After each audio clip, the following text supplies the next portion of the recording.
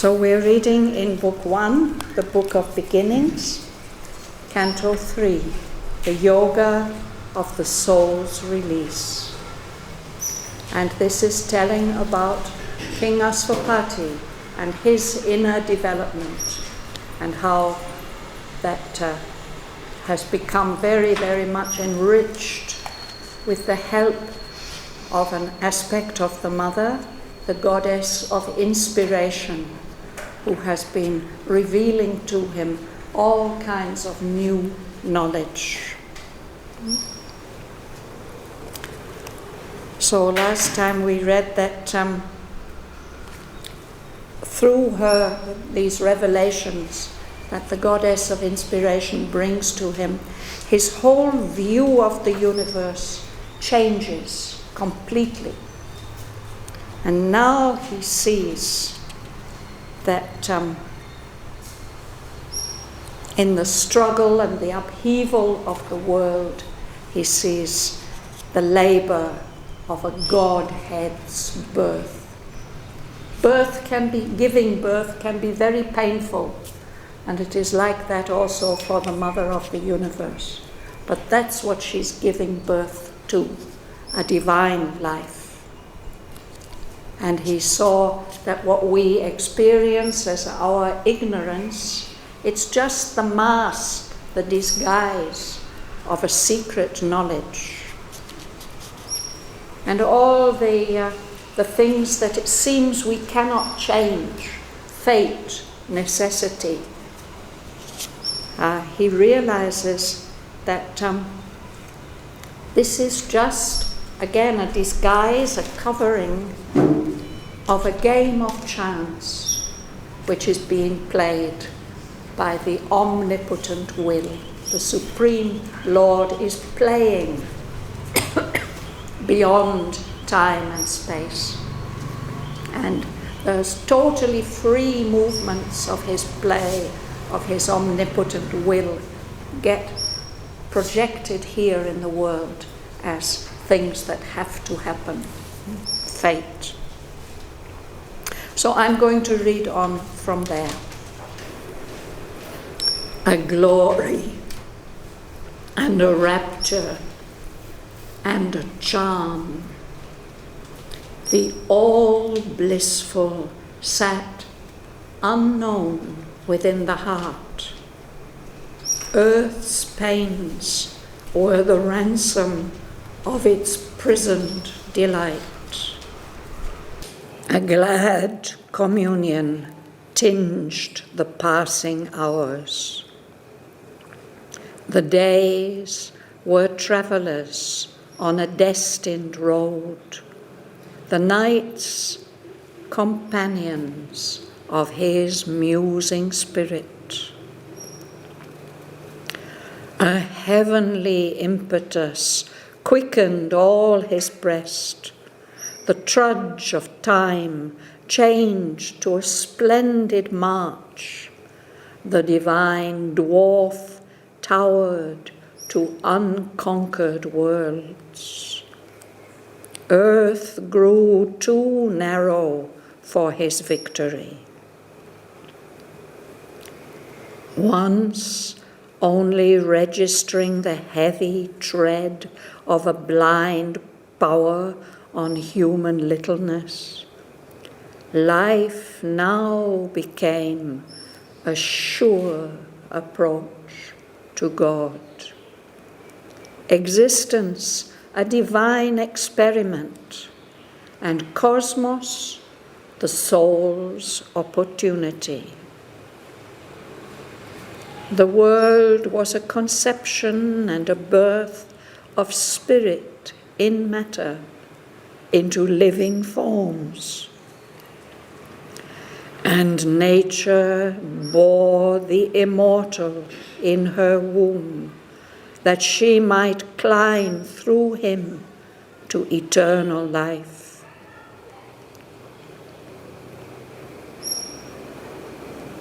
His being lay down in bright, immobile peace, and bathed in wells of pure spiritual light. It wandered in wide fields of wisdom self, lit by the rays of an everlasting sun. Even his body's subtle self within could raise the earthly parts towards higher things and feel on it the breath of heavenlier air.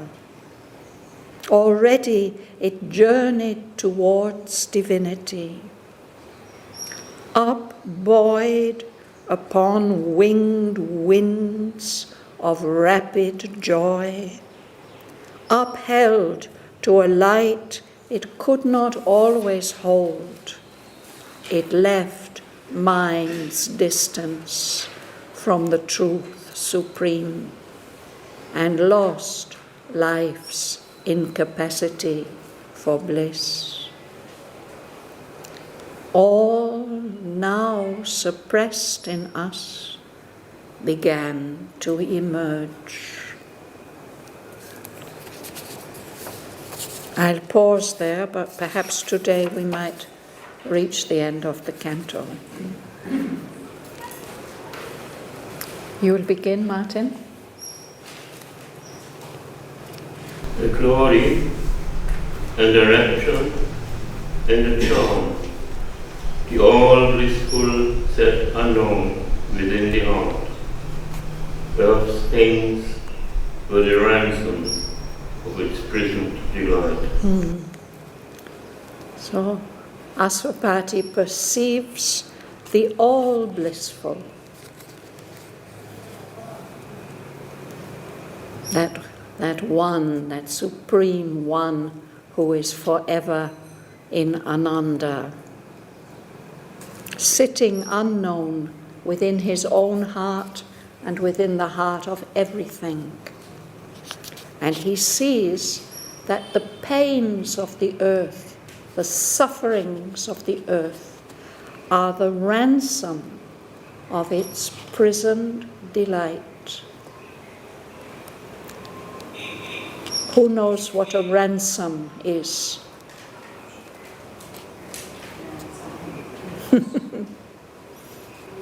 A ransom is what kidnappers ask. They kidnap somebody and then they say, you can have him back alive if you pay. And they ask for some enormous amount of money. In the Middle Ages, in warfare, it used to be like that. They used to try to catch the general or the king, the head of the army, and they would keep him in prison until the country then raised enough money to buy him back. So what does it mean? Earth's pains, the suffering of the earth, is the ransom of its prisoned delight. It's as if the delight of the all blissful, it's in the heart, but it's as if it's imprisoned there, behind the appearances. And the suffering that we go through here in the material world is like a price that has to be paid for the release of that delight, so that we can all experience it always.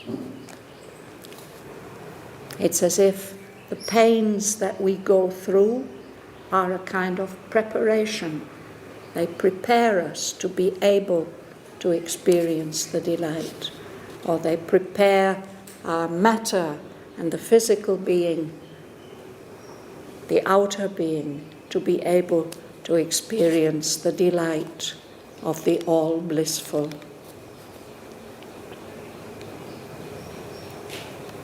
Super. Excuse me. Yes. What is the, can you give us synonymous of unknown here? Synonymous of unknown. Which line is that? Unknown. The all blissful set unknown within the heart. Aswapati didn't know who was there? No, he's becoming aware, but he's becoming that he's becoming aware that that all blissful is sitting unknown in your heart and my heart and the heart of everything. We don't know. I mean, we might know it mentally, but we don't know it really, that in everything the all blissful is dwelling.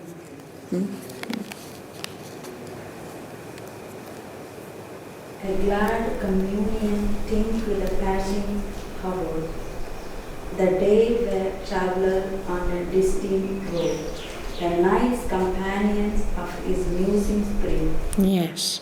So with that knowledge, these perceptions that he's got, that all the struggle of the world is giving birth to the divine, that the all blissful is sitting unknown within the heart, then he feels in contact with that divine, with that all blissful.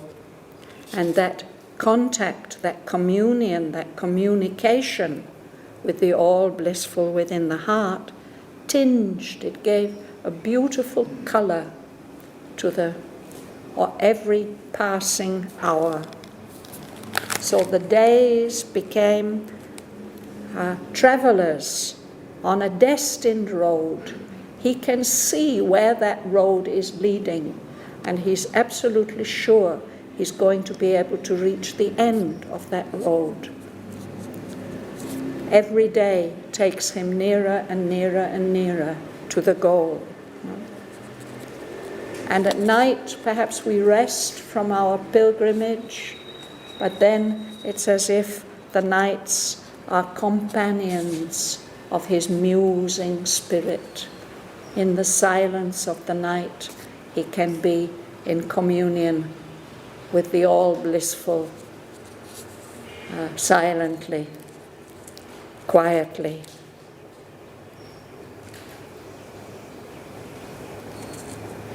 A heavenly impulse quicken all his breast, the dread of time changing to a splendid watch, the divine drop toward to unconquered words, yet will too narrow practice within. Yes. A heavenly impetus, a very strong push and drive towards the higher life, quickened all his breast as if his heart is beating faster, more strongly, with more life. And perhaps to us in our ordinary life, the trudge of time, it might seem like a dull journey very often, and that we don't move very fast on our pilgrimage. It's hard work and trudge. It's when you walk in a tired way. It's difficult to put one foot in front of the other. The trudge of time. For him, with this quickening in the breast, it changed to a splendid march, a march of victory on a destined road. And he experiences the divine dwarf towered to unconquered worlds. Can anybody tell us the story of the divine dwarf? Any of you Indian ladies, you know this story? No? One of the avatars Of Lord of Vishnu. Vishnu, Yes. he tries to measure the land through his Yeah. straight. Yeah, there was a big king, a very powerful king, and I think he might have ruled very severely, and the people were praying to Lord Vishnu that come and help us, come and help us. So he appeared on earth in the form of a very small person, as a Brahmin boy, a little person, very small in stature. And he appeared before the king, and he requested for a boon, that he should be given as much land as he could cover in 3 strides. So that King Mahabali, he looked at that little person and he thought there can't be any harm in giving him as much land as he can cover in 3 strides. So he agreed. He said, yes, you shall have it. But that tiny little dwarf, he's a divine dwarf. With his first step, he covered the whole earth. And with the second step, he covered the whole heavens. And then he said to the king, where am I going to take my third step? And then the king realized his mistake, and he bowed his head and he said, put your feet on my head. In that way he became humble and a true devotee of Lord Vishnu, and that saved the people on earth. And that divine dwarf, it's one in the series of the avatars of Vishnu. It's the first one in a somewhat human form. It's not in a full human form, it's a small being, but it's on the way to being a human being. The next avatars are all in human form. So this says something about Asvapati himself. Perhaps all of us are this divine dwarf. And when we have the full realization, then we gain our true, greater divine stature. It's something like that. And when that happens, then the earth, it's only just the first step. It's too narrow for the full victory.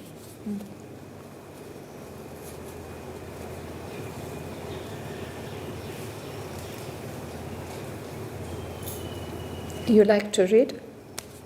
No, you spoke about, what is his name? This divine dwarf? Anybody? Vamana, yes, right. Thank you. Once only registering the heavy tread of a blind part on human littleness, life now became a sure approach to God, existence a divine experiment, and cosmos the source opportunity. Yes. So perhaps in our ordinary experience of life, it's as if there's a blind power organizing things. We never know what may happen next. And that blind power is ruling our human littleness. So our lives seem to be like that, the imprints of the control of that blind power on our human littleness. But now in Asvapati's experience, he sees that life, everything that happens in life, is a sure approach to God. It's a destined road. We are bound to reach the end of this pilgrimage and receive the blessing. Life now became a sure approach to God. Existence became, he sees it as a divine experiment, the experiment of the soul, and cosmos, the soul's opportunity. The whole universe is a field of opportunity for the soul to grow towards its full destiny. Ganga Lakshmi? The word was the conception and birth, a spirit in the matter into living forms, and nature bore the immortal inner womb, that she might climb through him to eternal life. Yes. So this is his new way of seeing our material world. He sees that the world is a conception and a birth. The seed is planted and the spirit is born in matter, in living forms. And he sees that this world of nature, which seems to us to be mechanical and unconscious, she's actually going to give birth to the immortal being. She's carrying the immortal being in her womb. And she's doing that. She's going to give birth to the immortal being so that she herself, nature, Prakriti, can follow all these steps of evolution up to the very highest level, the level of eternal life.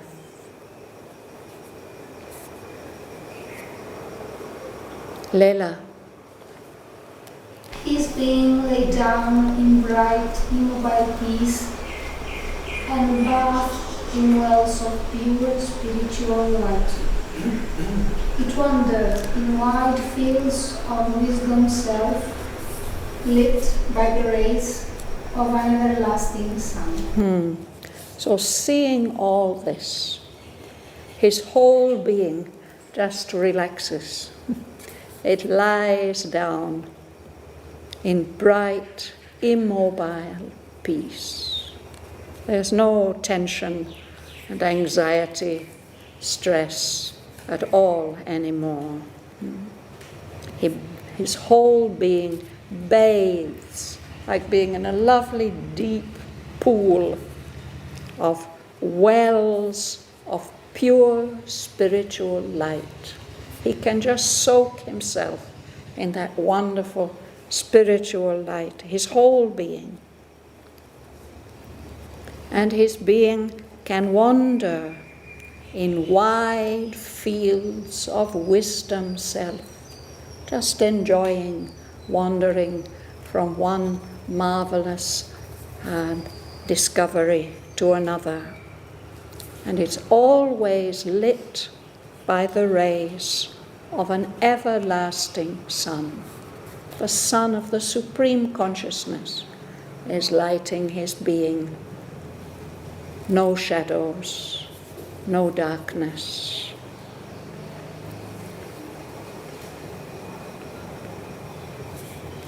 Shamala.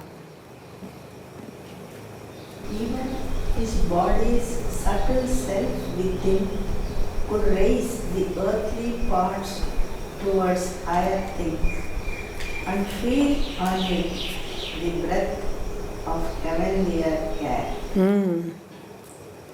So these are very interesting lines. Of course, all the lines are very interesting, but it's first of all the subtle self within, the subtle self of the body, the subtle physical self that feels on it these rays and is able to lift up the earthly parts, the material parts, the physical parts towards higher things.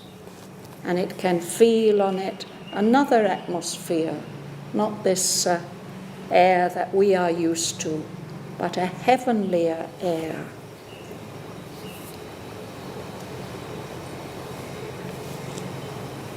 This is a very important step towards the transformation, is when the subtle self of the body wakes up and feels that heavenlier air and is able to lift up the more physical parts.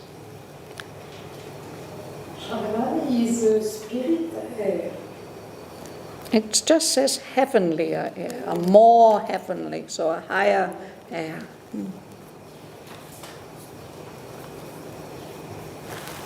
Would you read, please, Devin?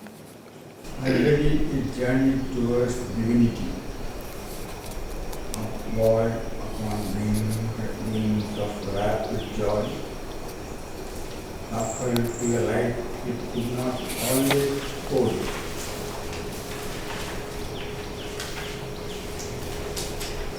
It left mind's distance from the true supreme and lost life's incapacity for bliss.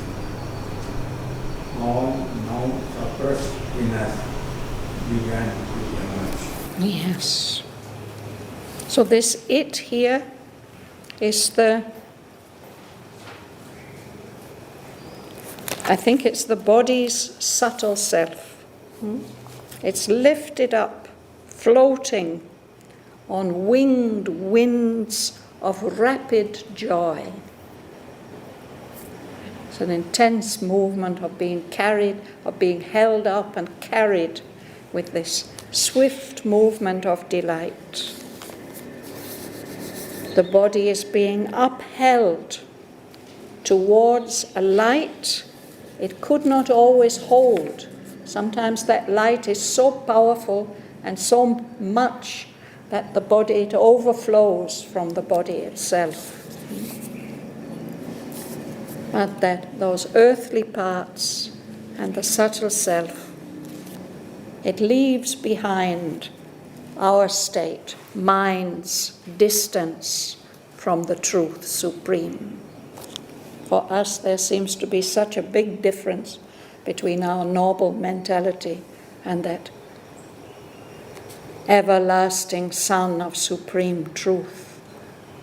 But he's lifted up higher, leaves that vast sense of distance behind, and loses life's incapacity for bliss. Our life force is simply not able to experience ananda, except in very small doses perhaps. So in this way, all the things, all the wonderful potentialities that are in us, but they're suppressed, they're held down by the weight of matter and the darkness of ignorance. They are suppressed in us. In Asvapati, they begin to emerge, to come out, to enjoy the light and the bliss.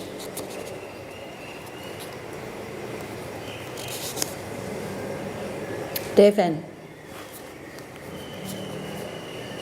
Thus came his soul's release from ignorance, his mind and body's first spiritual change.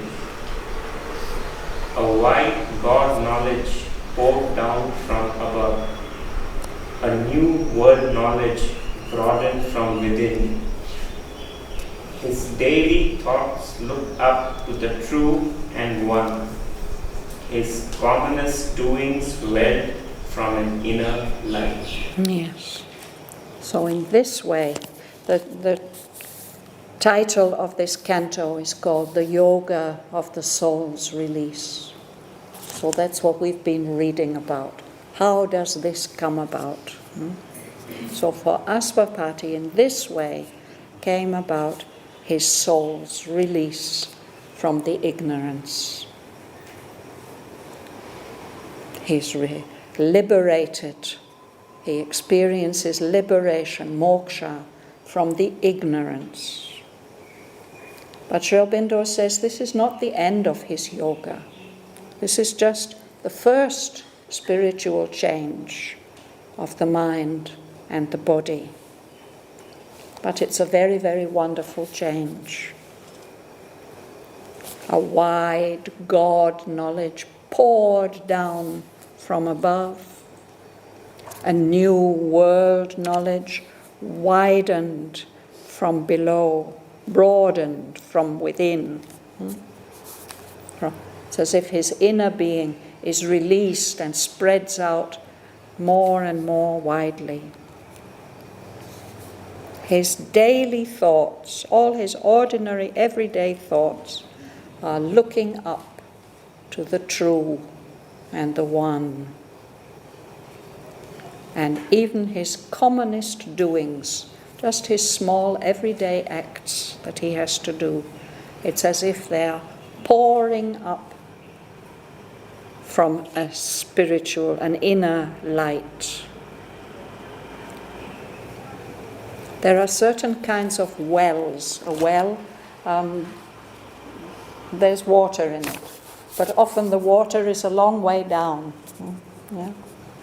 But there are certain kinds of water, of wells, where the water just bubbles up, and pours out. So it's like that.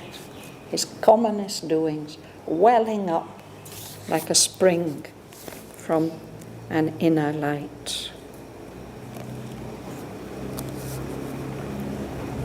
You'll read, please? Yes. Awakened to the lines that nature hides, attuned to her movements that exceed our ken, he grew one with the covert universe. Covert universe, yes. So now he's awakened, he's aware of all kinds of lines of development that are hidden from us normally by the appearances of nature. He's attuned, he's become in harmony with her movements, which exceed our ken. They go beyond our field of knowledge. Our ken is what we know, what we're familiar with. Things that are beyond our ken, we have no idea about them. So, nature has movements that go beyond our scope of knowledge, but he gets in tune with them, and in this way he grew one with a covert universe. There's a secret inner universe that's different from this outer universe that we see. Later on we shall see him exploring that covert universe.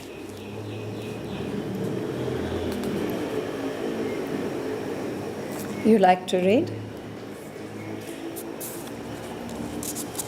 His grasp surprised her mightiest energy springs. He spoke with the unknown guardians of the worlds.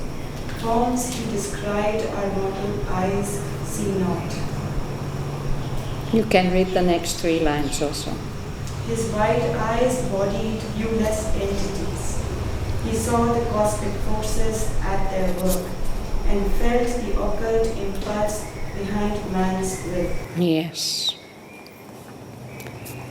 So her mightiest energy springs. That's the most powerful forces of nature.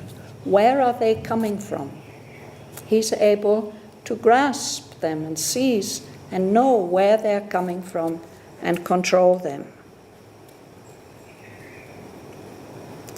He can speak, exchange, communicate with the unknown guardians of the worlds, those great powers who are upholding and protecting all the many, many subtle worlds that we don't normally see.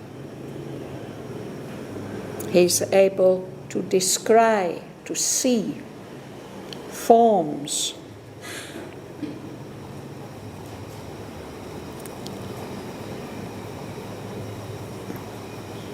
that our physical eyes, our eyes that are subject to death, cannot see. He can see the universal forces working, and he can feel the occult impulse behind man's will.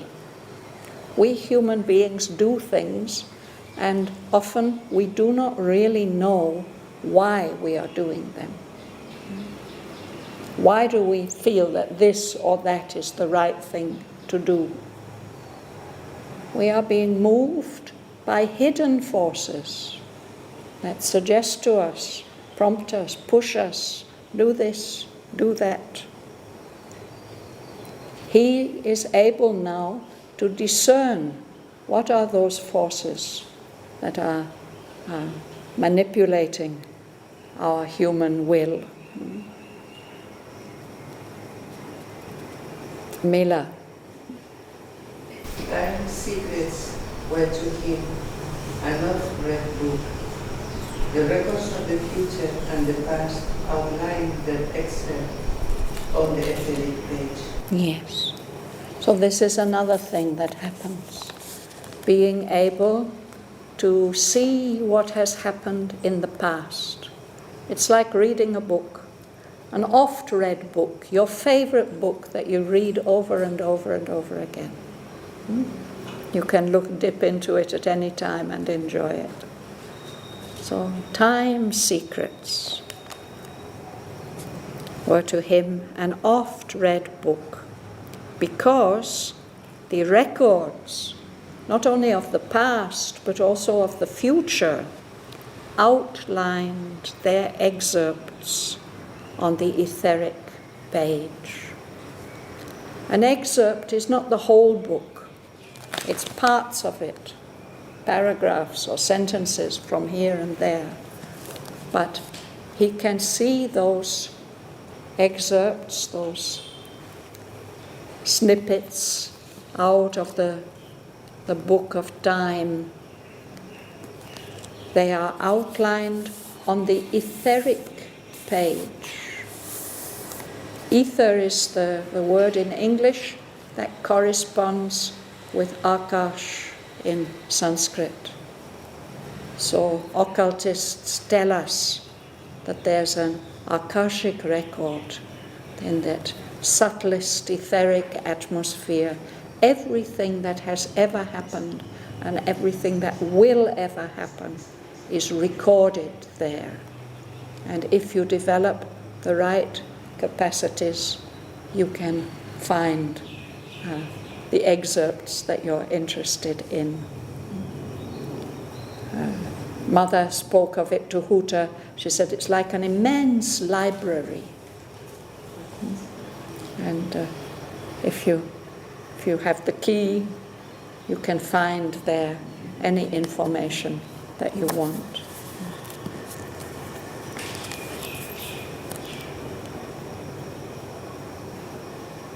You at the back, will you like to read? No? Yes? One ended harmonies by the Marcus skill. The human in him has to live the divine. His attitude betrayed not the interior flame. Yes. So he's become one. We think of ourselves as being one, but we have so many different clashing, confused parts in ourselves. We are not really one and harmonious. But the maker's skill, the inner craftsman, has been working on Aswapati, and he's become one and harmonious by the skill of that divine artist. So now the human in him, paced with the divine in him, his divine part. To pace with, it means to move at the same speed. If you're going for a walk with a friend, gradually your steps will match each other, that you move at the same speed in a harmonious way. So it's not that the divine is rushing in front and the human can't keep up, is struggling, trotting along behind. The human in him, paced with the divine, it can keep up, match step with his divine parts. And this means that his actions, the things that he does, his thoughts, his words, his deeds, betrayed not the interior flame, the inner flame of aspiration and consecration. Our problem is often that we find ourselves doing things that are not in tune with our interior flame. But because the human is pacing with the divine, his daily actions, his commonest doings, they are all expressing that inner flame.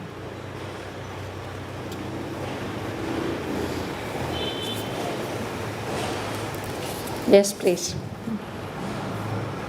This forges the greatness of his thoughts to the earth.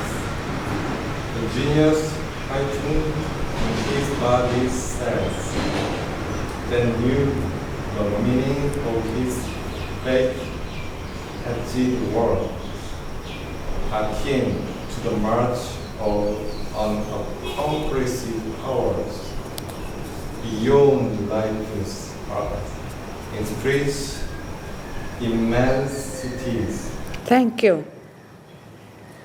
So this transformation, this first spiritual change, he says, it forged the greatness of King Aswapati's front, his appearance.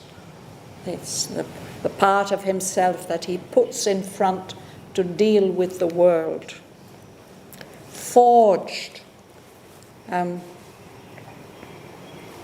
It's like a metalsmith making a wonderful tool or a statue.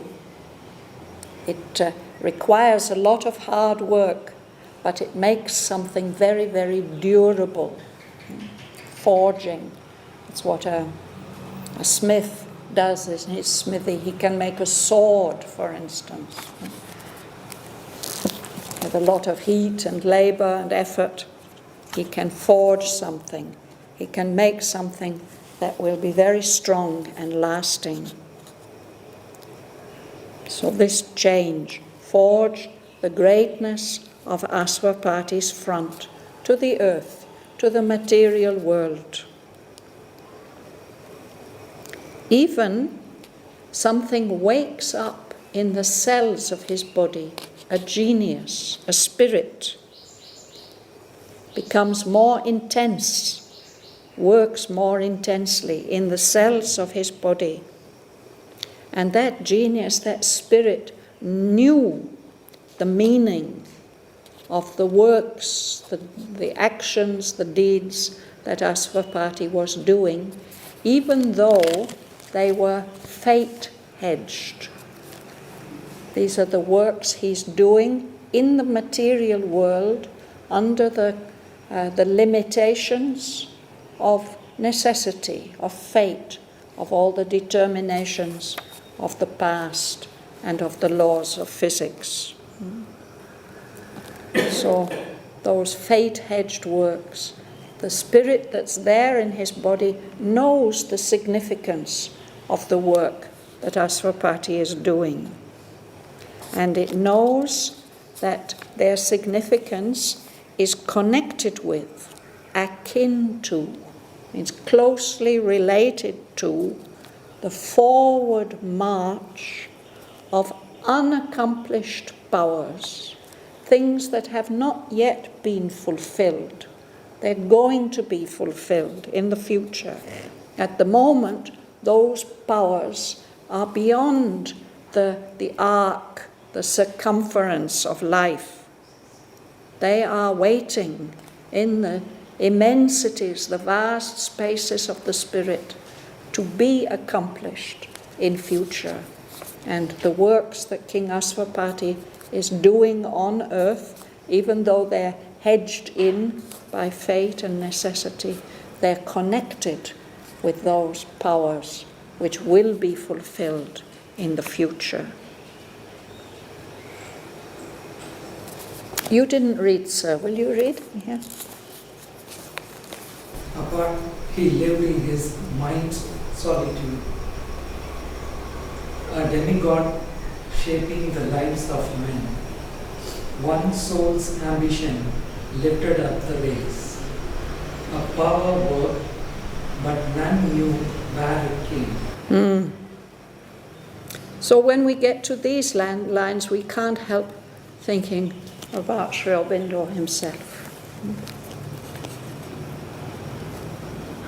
Apart he lived, in his mind's solitude.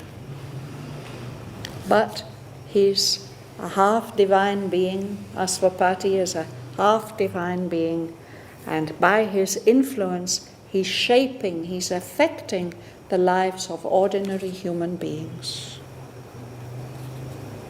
one soul's ambition, his high aspiration, has an uplifting effect on the whole of humanity. There's a power at work, the power of his will, of his ambition, but nobody knows where that power is coming from. There he is in his mind's solitude, in his room far away in South India somewhere.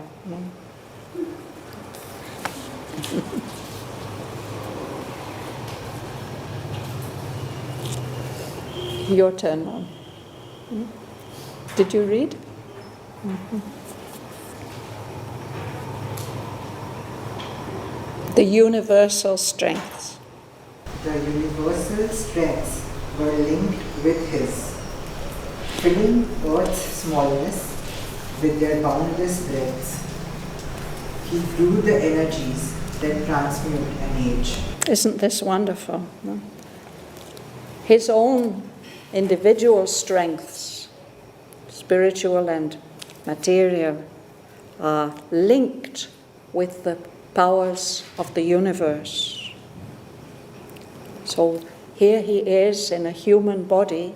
He fills the smallness, the limitations of earth, of matter, with the boundless breadths of those universal forces.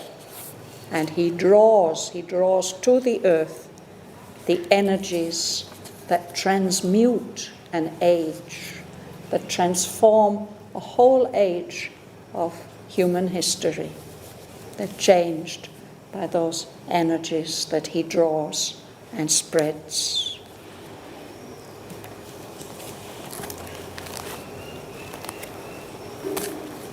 Immeasurable by the common look, he made great dreams a mold for coming things, and cast his deeds like bronze to front the years.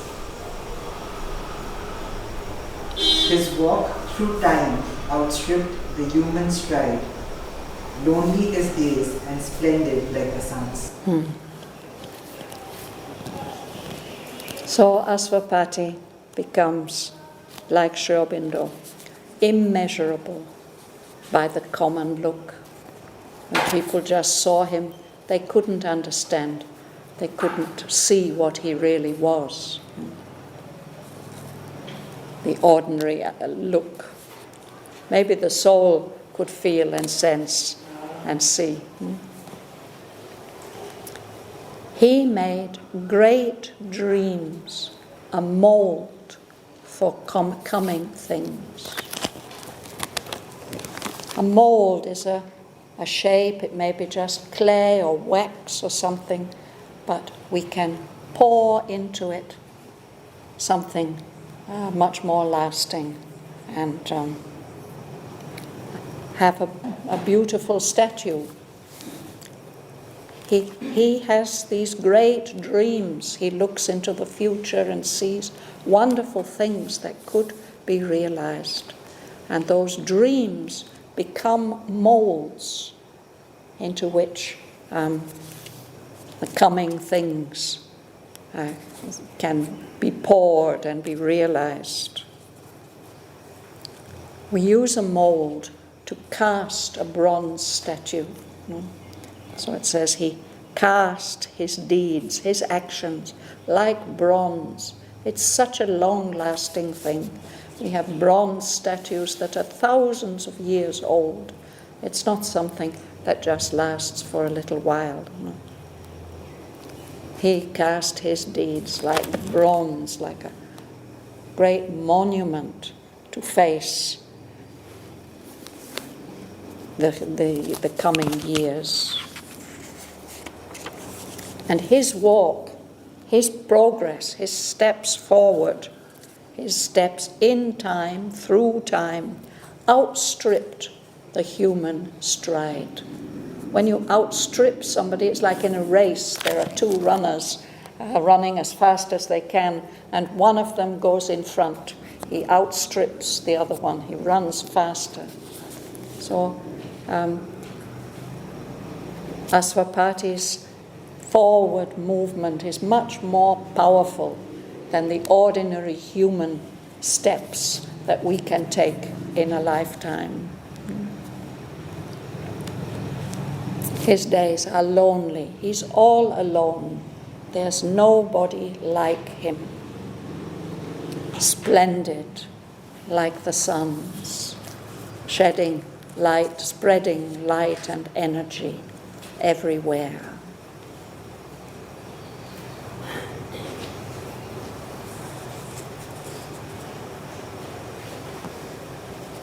So this is the result of Asvapati's mind and body's first spiritual change that has been brought about by the processes that are described in this canto number 3.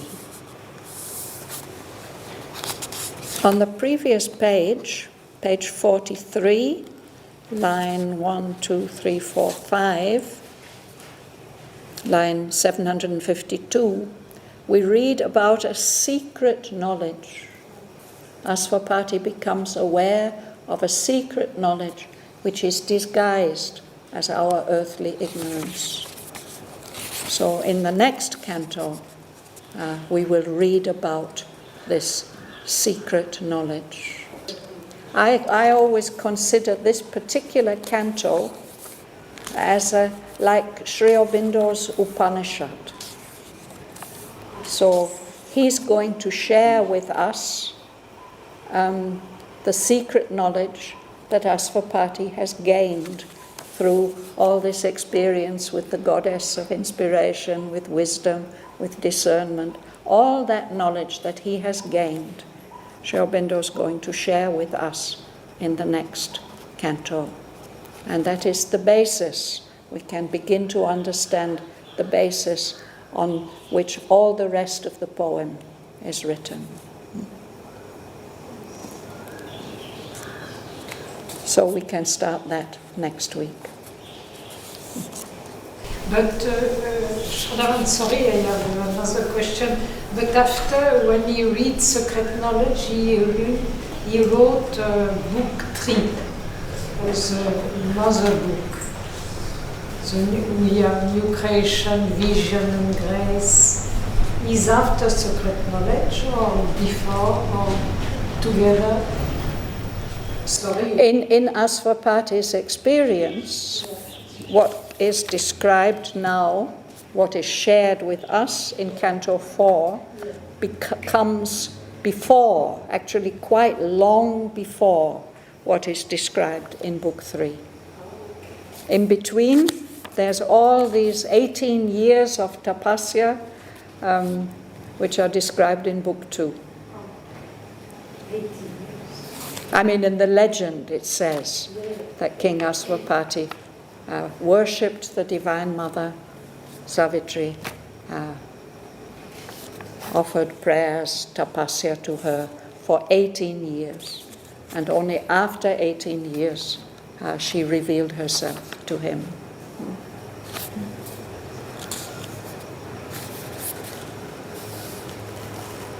Thank you. Thanks to Sri Aurobindo.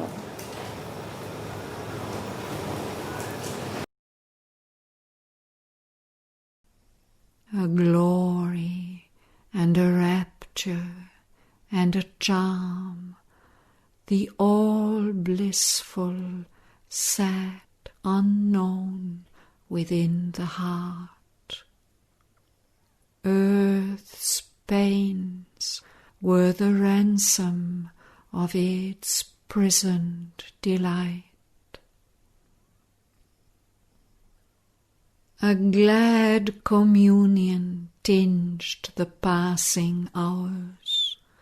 The days were travellers on a destined road, the nights companions of his musing spirit.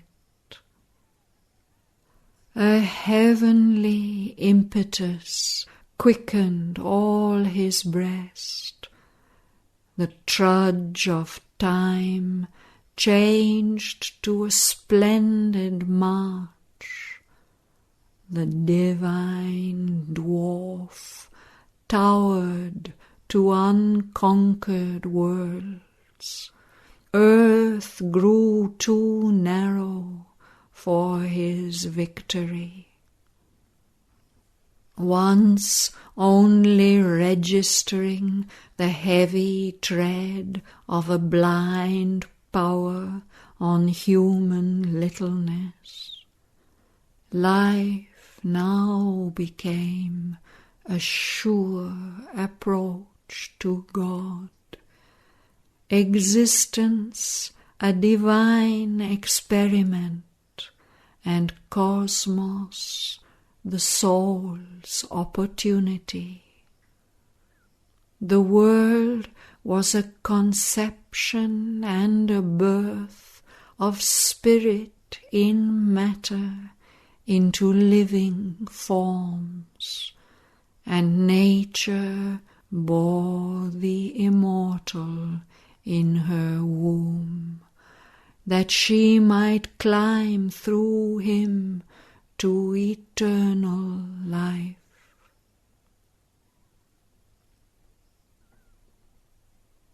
His being lay down in bright, immobile peace, and bathed in wells of pure spiritual light. It wandered in wide fields of wisdom self, lit by the rays of an everlasting sun.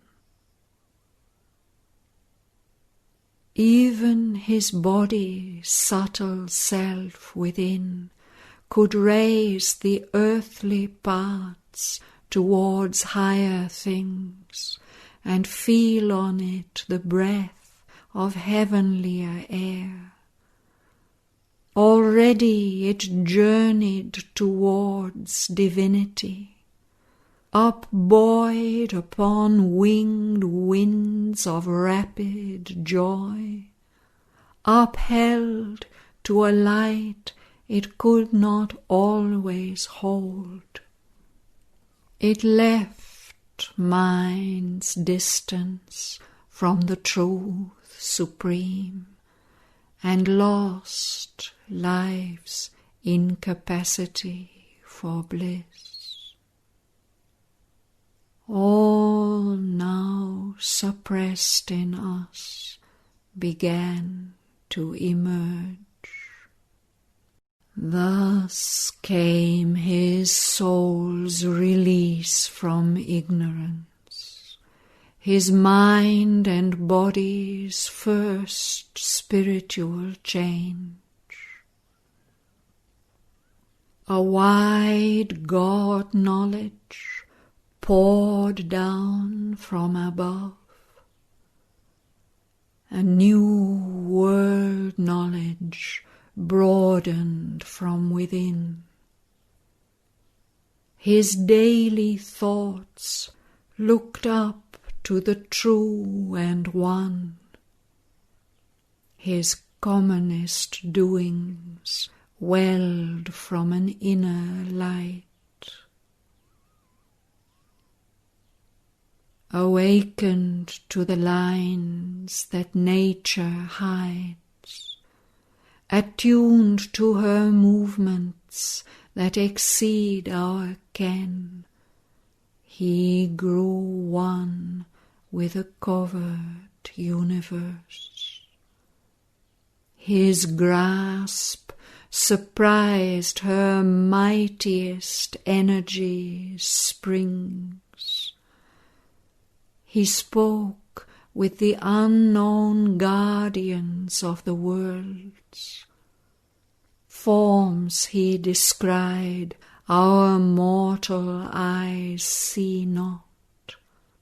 His wide eyes bodied viewless entities. He saw the cosmic forces at their work, and felt the occult impulse behind man's will. Time's secrets were to him an oft-read book. The records of the future and the past outlined their excerpts on the etheric page. One and harmonious by the Maker's skill, the human in him paced with the divine. His acts betrayed not the interior flame. This forged the greatness of his front to earth. A genius heightened in his body's cells that knew the meaning of his fate-hedged works, akin to the march of unaccomplished powers beyond life's arc in spirit's immensities. Apart he lived in his mind's solitude, a demigod shaping the lives of men. One soul's ambition lifted up the race. A power worked, but none knew whence it came. The universal strengths were linked with his, filling earth's smallness with their boundless breadths. He drew the energies that transmute an age. Immeasurable by the common look, he made great dreams a mould for coming things, and cast his deeds like bronze to front the years. His walk through time outstripped the human stride.